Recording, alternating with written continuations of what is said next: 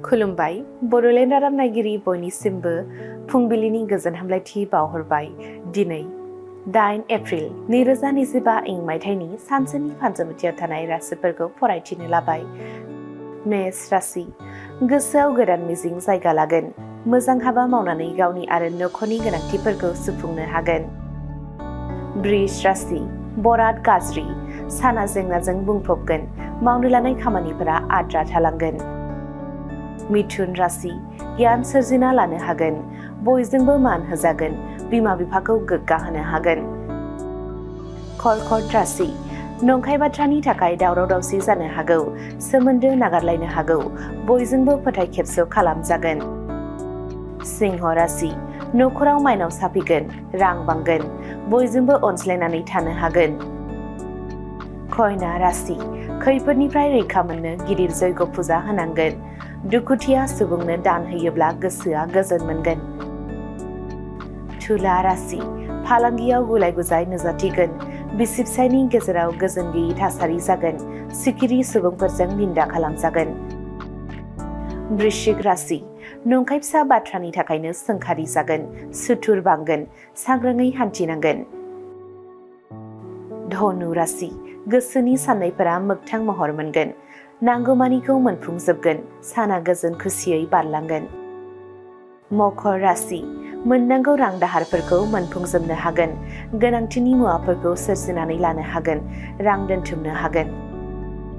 कुम्भ राशि गेदेर खैफोदा उन उन गिदिंफागासिनो। गुमुर मोनि सुबुंनि सायाव फोथायनाया जेंनायाव खोख्लैगोन। सांग्राङै सोलिनांगोन। मीन राशि देहाया हरखाब गाज्रि जानो हागौ।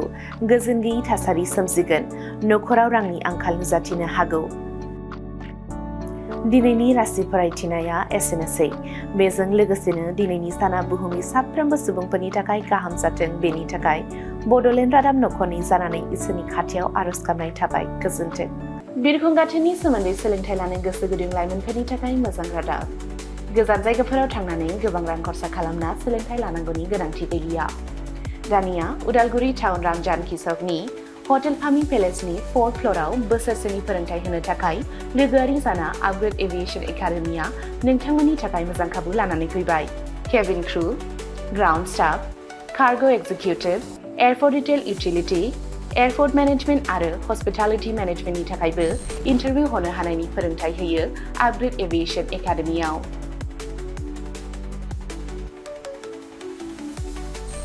मुं थिसननायनि सायख'नाया 18 बोसोरनिफ्राय 22 बोसोर बैसोनि गेजेराव जानांगोन।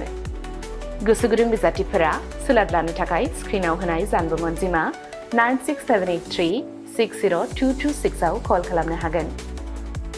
जब प्लेसमेन्टआ 100% रोखा जागोन होनना मिथिहोदों आपग्रेड एभिएशन एकाडेमिनि सामलायगिरि बिथांमोनहा।